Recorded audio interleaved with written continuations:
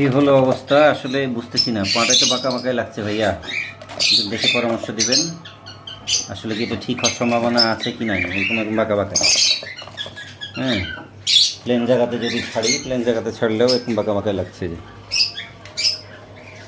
একটু বাঁকা। টাইলসের উপরে আরও পিছলা বেশি, কিন্তু